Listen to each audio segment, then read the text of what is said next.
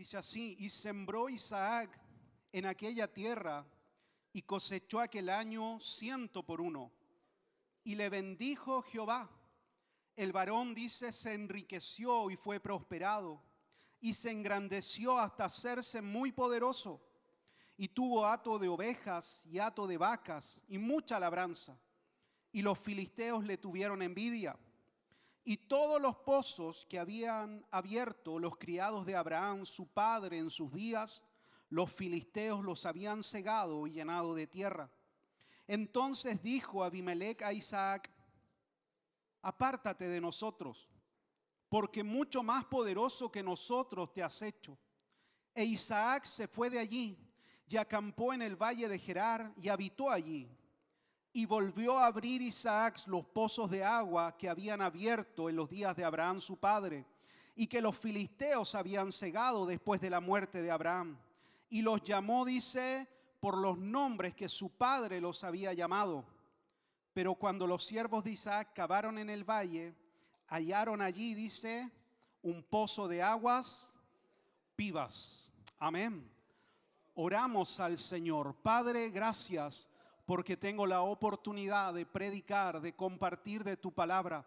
Señor, dame gracia en esta hora para hablar de tu palabra, y que ella sea para los que hoy estamos acá alimento, comida, sustento, guía, dirección, Señor, en nuestra vida espiritual. Venga tu palabra a confrontarnos, a consolarnos, a levantar tal vez nuestra fe, Señor, a direccionar nuestros pasos en el camino correcto. Sea tu palabra alimento para cada uno de los que hoy estamos acá. Señor, dame gracia, dependo absolutamente de ti, Espíritu Santo, para poder hablar la verdad de tu palabra. Sin tu gracia sobre mi vida no puedo desarrollar la labor que tú me has llamado a hacer.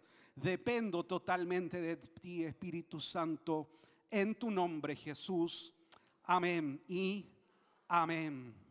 Bien, puse como título a este mensaje ahí para los hermanos que anotan, continuamente toman notas de las predicaciones, volviendo a lo esencial, volviendo a la esencia de las cosas. Quiero partir con algo que quizás es una obviedad, pero vale la pena remarcarlo, porque toda esta historia que acabamos de leer se desarrolla en torno al concepto del agua. El agua es un elemento esencial, vital. No podemos vivir sin agua. Todos los días necesitamos agua. Usted sabe que cuando la ciudad de Santiago se queda sin agua, se produce ahí un desastre y comenzamos todos ¿sí? a tener que modificar nuestra rutina diaria. Necesitamos el agua día a día.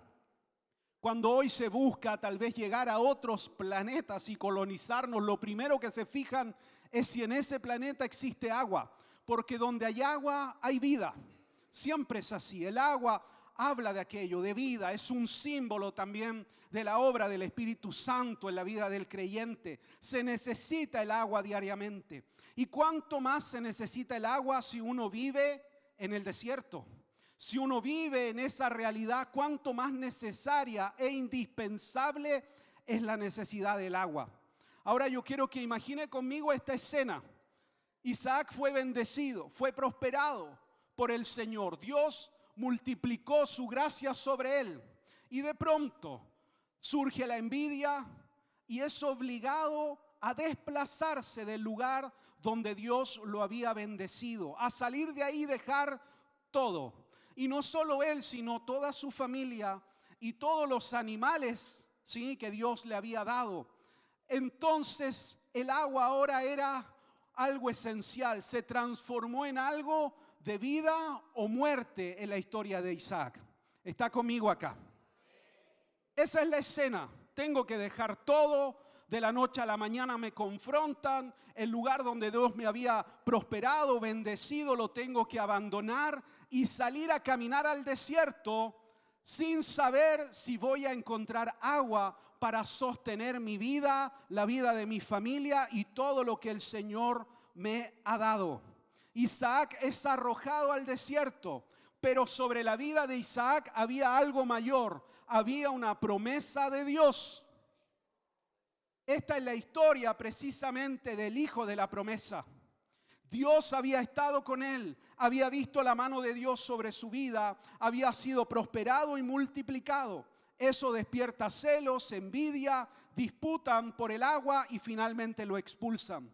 El enemigo, puse acá, siempre intentará destruir aquello que sostiene nuestra vida espiritual.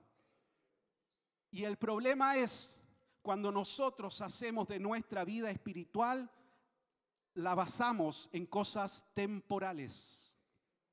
Porque cuando lo temporal es afectado, entonces toda nuestra vida espiritual, emocional, se ve sacudida y quebrantada.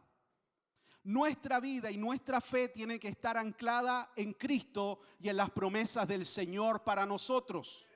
Cuando anclamos todo lo que somos en cosas temporales y estas se ven afectadas, entonces todo lo que somos se ve sacudido y afectado.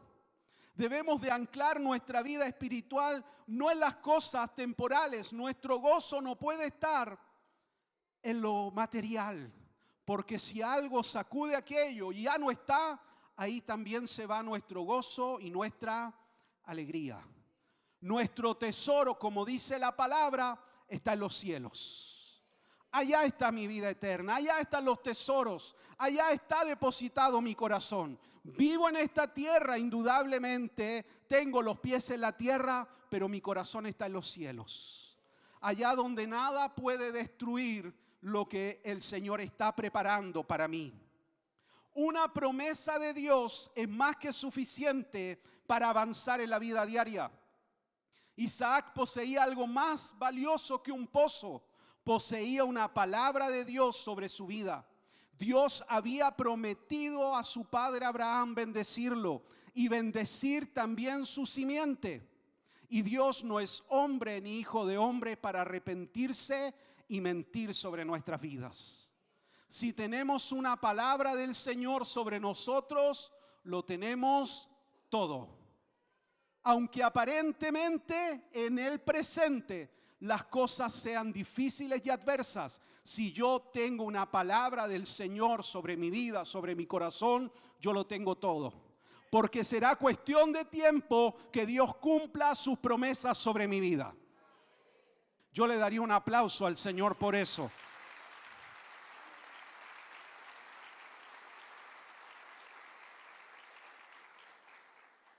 Isaac es desplazado. Parecía condenado a morir en el desierto. Pero su vida tenía una promesa divina. Porque nuestra vida no está en las manos de los hombres, está en las manos de Dios. Y esas son las mejores manos en las que yo puedo estar. Lo dice el salmista, lo dice David. Prefiero caer en las manos de Dios que en las manos de los hombres. Las mejores manos en las que yo puedo estar y el mejor lugar en que yo me puedo refugiar es en Dios. Ese fue el refugio de Abraham en medio de toda esta realidad que le tocó enfrentar. Dios nos llevará a tener nuestras propias experiencias con Él. Isaac había visto a su padre Abraham, había visto la fe en Abraham. La vio cuando Abraham estuvo dispuesto a sacrificarlo en el altar porque Dios se lo había pedido. Vio lo que Abraham estaba dispuesto a dar con tal de obedecer a Dios. Dice la palabra que antes que aquello sucediera, lo interrumpe el ángel del Señor. Y en ese momento ve un cordero atrapado, dice, entre zarzas y entre espinos, en arbustos.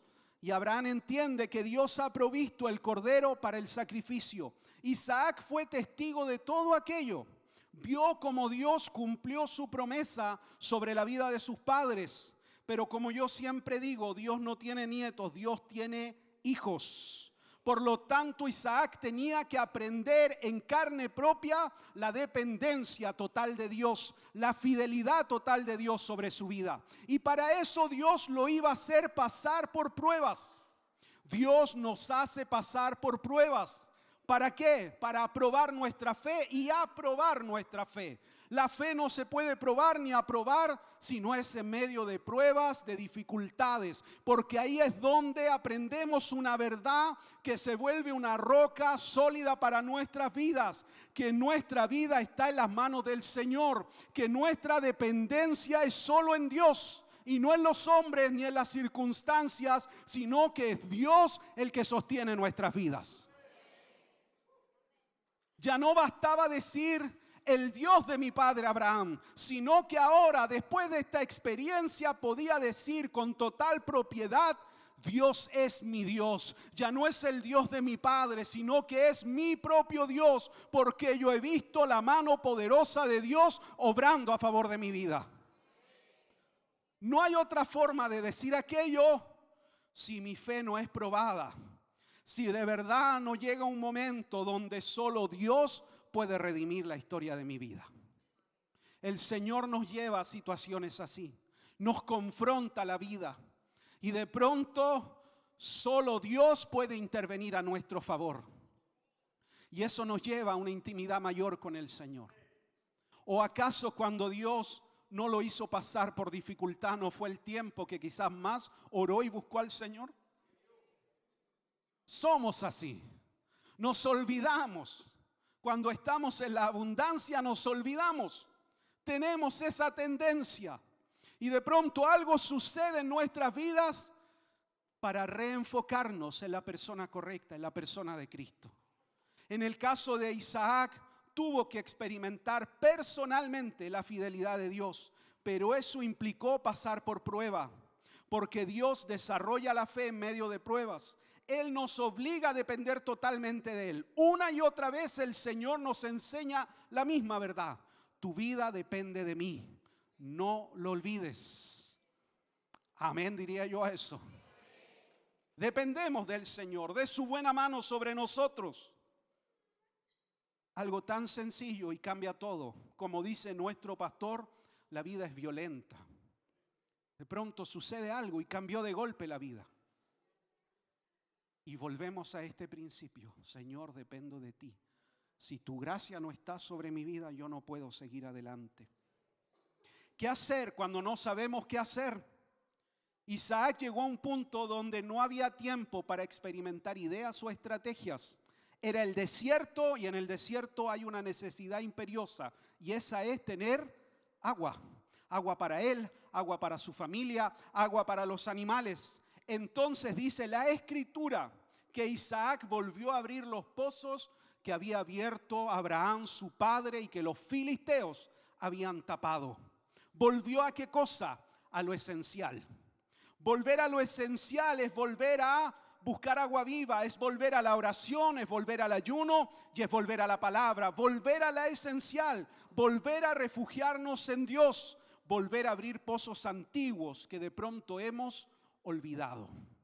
Si algo debemos hacer, iglesia, tiempo de Dios, es nunca olvidarnos de cuáles son los pozos que alimentaron a la generación que nos antecede. Volver siempre a la esencia, volver a la búsqueda del Señor, volver a la lectura de la palabra, volver a los tiempos de ayuno, volver a lo esencial, porque eso es lo que sostiene la vida del creyente. Y eso es lo que sostiene a la iglesia. La iglesia no se sostiene por estrategias humanas, se sostiene porque está llena del poder del Espíritu Santo y Él está guiando a su iglesia. ¿Sirve planificar, pensar? Indudablemente que sí. La iglesia es un organismo y una organización. Es un organismo porque está viva. Cada uno de nosotros somos la iglesia, pero también es una organización. Necesitamos juntar ambas verdades.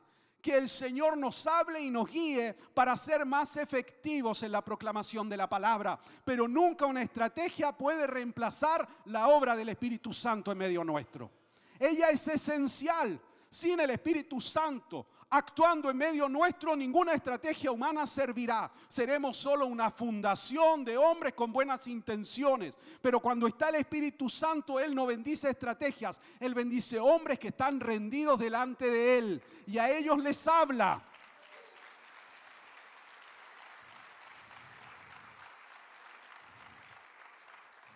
¿Qué hacer cuando no sé qué hacer? Volver a lo esencial.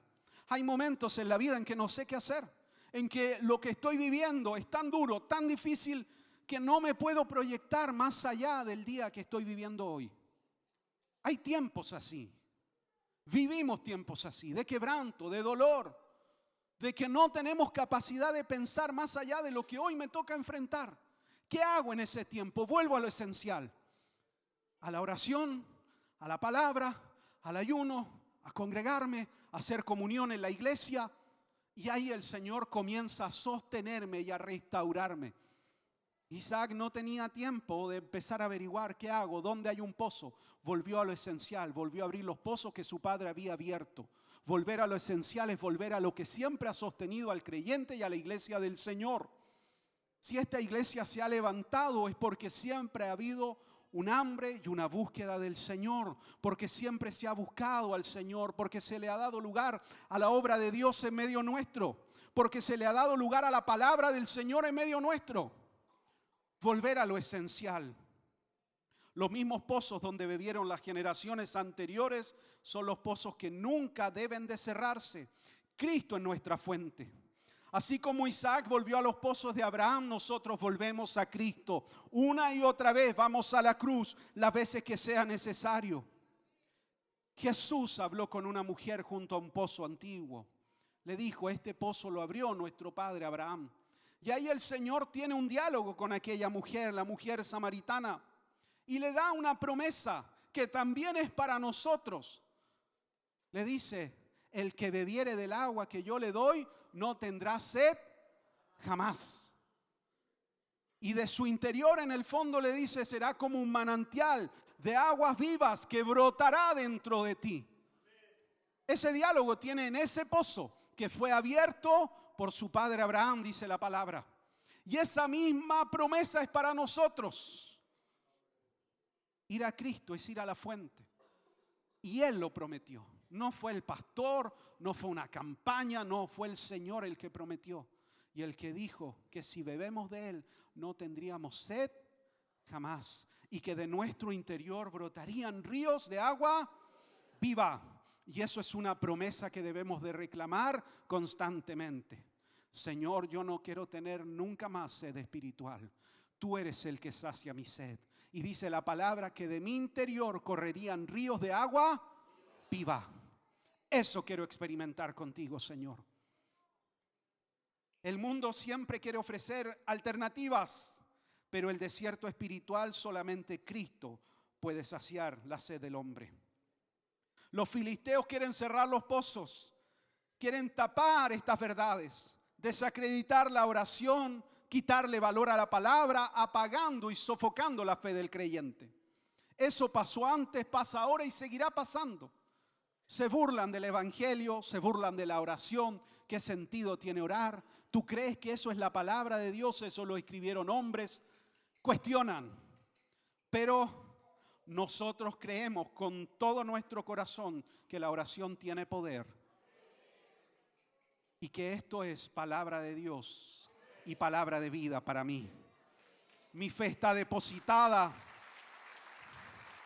en que el Señor sostiene mi vida a través de la palabra. Por eso Pablo le escribe a un joven Timoteo y le dice, no caigas en discusiones necias e interminables que no tienen sentido, solo te desenfocan.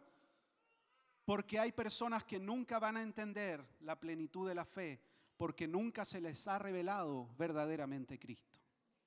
Lo dice la Escritura, para el hombre natural las cosas de la fe le son locura. No las puede entender, porque no se disciernen, dice, naturalmente, sino que se disciernen en el Espíritu. Y para eso tiene que estar el Espíritu Santo dentro de nosotros. De nada sirve discutir con alguien que no se le ha revelado Cristo. Esa obra la tiene que hacer el Espíritu Santo en la vida de aquella persona. Júntese con gente de fe, puse aquí. Rodéese de personas que alimenten su fe y no la paguen. Gente que de verdad me lleve a una dependencia total del Señor. Rodéese de gente que le haga bien, que anime su fe, que levante su fe. Porque los incrédulos que tapan pozo no solo están afuera, a veces también están dentro de la iglesia. Y dicen creer en el mismo Dios que yo creo, pero nunca lo han experimentado. Por eso no pueden entender lo que Dios nos ha hablado y nos ha revelado por medio de su palabra. Así que usted júntese con gente de fe. Siempre rodéese con hombres y mujeres que lo alimenten en el Señor y que lo desafíen a algo mayor en Dios. Porque su medio y quienes lo rodean, sí, en gran medida van a influir en las decisiones que usted está tomando, en las decisiones de fe, porque muchas veces uno busca consejo en quien tiene más cerca frente a alguna crisis, frente a alguna dificultad. Es importante quien está rodeando nuestras vidas, porque puede ser un consejo sabio o un consejo solo en lo humano, en lo natural. Es importante quienes nos rodean, porque puede levantar nuestra fe o hacernos perder nuestro enfoque de Cristo. Amén. Pasarán los años, pasará el tiempo y llegarán a decirle a Isaac: queremos estar contigo porque vemos que Dios está contigo. Isaac entendió algo muy importante, que el pozo no era su fuente. Isaac no peleó por los pozos, dejó el lugar, se desplazó. Después abrió los pozos de Abraham, nuevamente lo desplazaron, volvió a abrir otro pozo, nuevamente lo desplazan. Y a cada pozo le pone un nombre: disputa, contienda, hasta que finalmente llega a abrir otro pozo que ya no era de los que había abierto Abraham su padre, sino un pozo que él mismo había encontrado de aguas vivas, y ahí le pone ensanchar o lugar amplio, le pone como nombre a aquel pozo, porque Isaac entendió algo: el pozo no era la causa de su bendición, Dios era la causa de su bendición. No era el lugar, no eran las personas, era Dios el que lo estaba haciendo fructificar, aún en medio de la escasez y aún en medio del desierto. No es el lugar, no son las personas, es Dios el que me está multiplicando. Aunque me saquen, aunque me corran, aunque me despidan, aunque se termine un proyecto, aunque algo suceda, eso no es la fuente de mi bendición. La fuente de mi bendición es Cristo. Él está al cuidado de mi vida.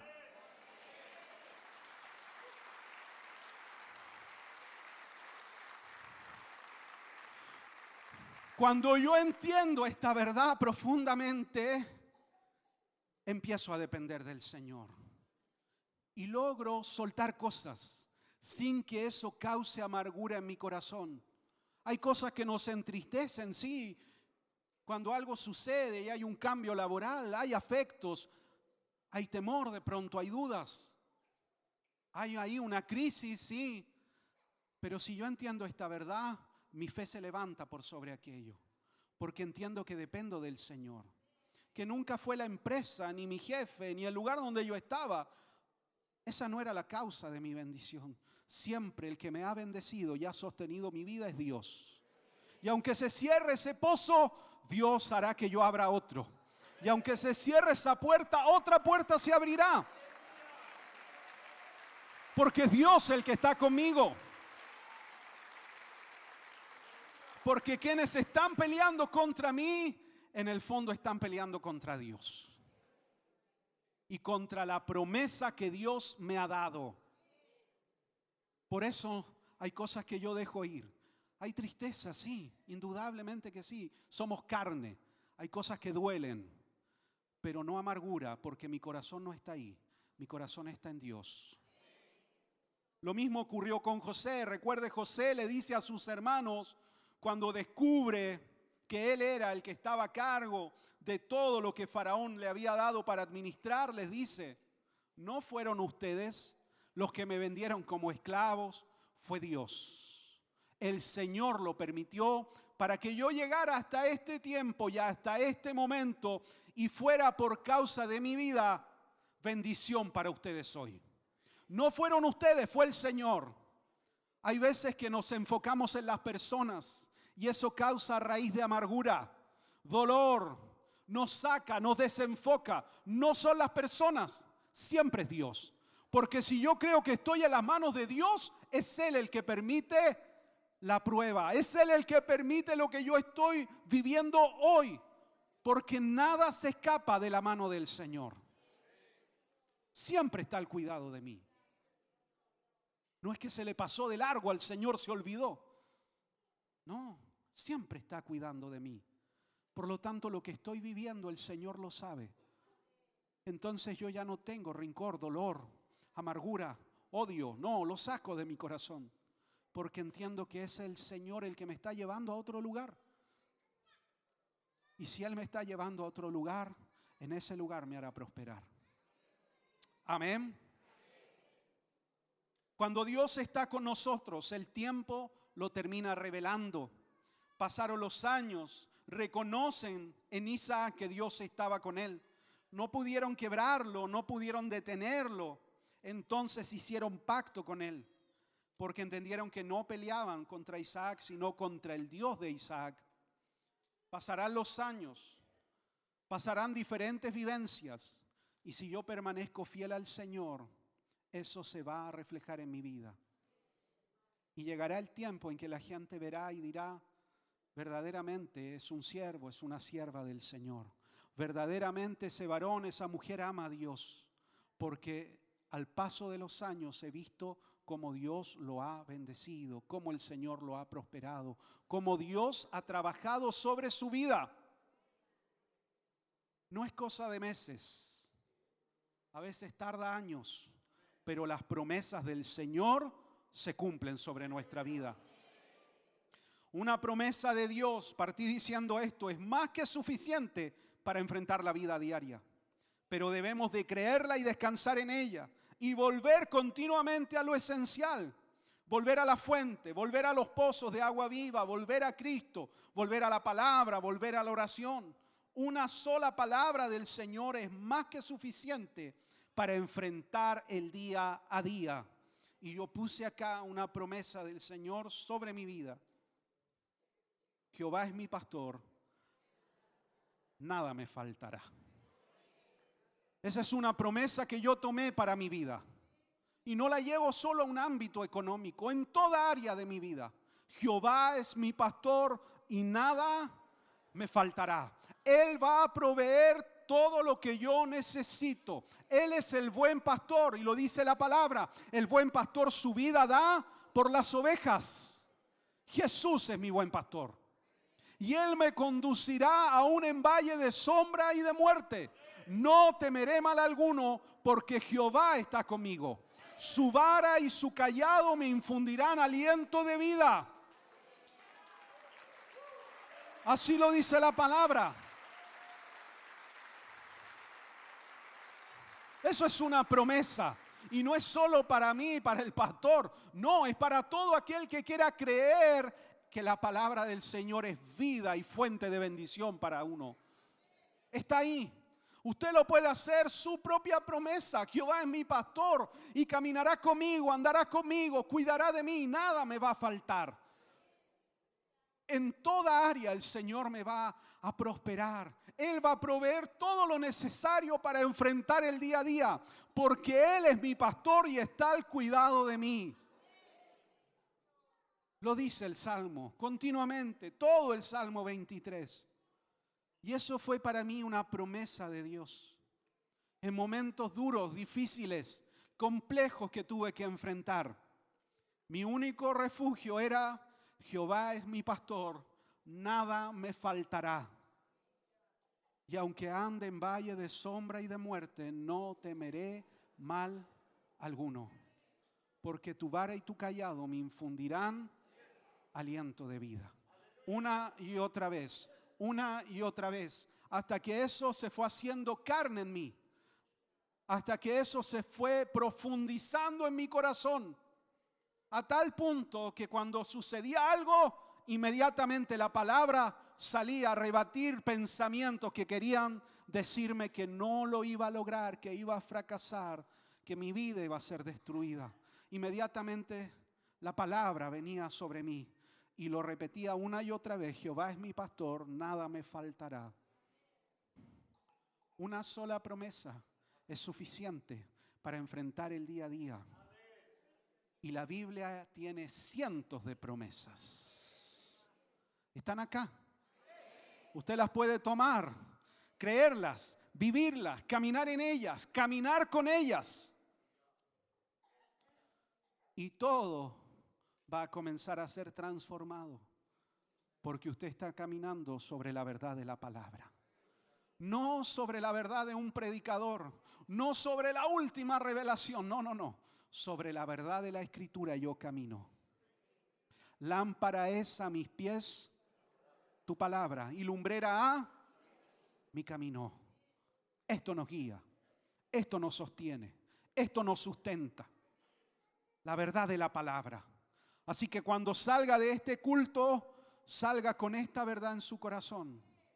Dios es la fuente de mi bendición. Tengo su palabra y sus promesas sobre mi vida. Y aunque todo a mi alrededor pueda ir cambiando, hay algo que nunca cambia. Que Dios es quien cuida de mí. Que Él es el pastor que está cuidando de mi vida. Amén. Le da un aplauso al Señor.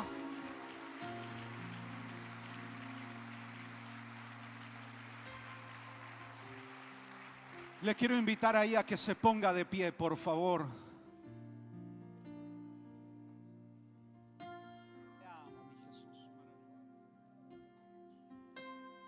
¿Puede levantar sus manos ahí un momento conmigo? Amado Jesús, he hablado la verdad de tu palabra. He compartido lo que tú has puesto en mi corazón, Señor. Quizás hay alguien que llegó acá y está enfrentando dificultad, adversidad. Señor, trae esa convicción al corazón de que tú eres quien sostiene su vida. Que si se ha refugiado en ti es el mejor lugar donde puede estar. Señor, quizás hoy no estoy enfrentando una adversidad. Guarda esta palabra en mi corazón, Señor. Para que cuando llegue el día tal vez de la prueba no me olvide de las verdades eternas que tú tienes para mi vida, sino que camine en ellas, me sostenga por ellas. Espíritu Santo, trae esa convicción al corazón a todos los que hoy estamos acá, que nos sostenemos por la verdad de tu palabra, que todas las demás cosas pueden pasar, como lo dice la Escritura. Séquese la hierba, marchítese la flor, pero la palabra del Señor permanece para siempre. Que esa verdad esté en nuestro corazón, que caminamos por ti, caminamos y estamos anclados en la verdad de tu palabra. Y que una sola promesa que yo crea con todo mi corazón basta para caminar en la vida diaria.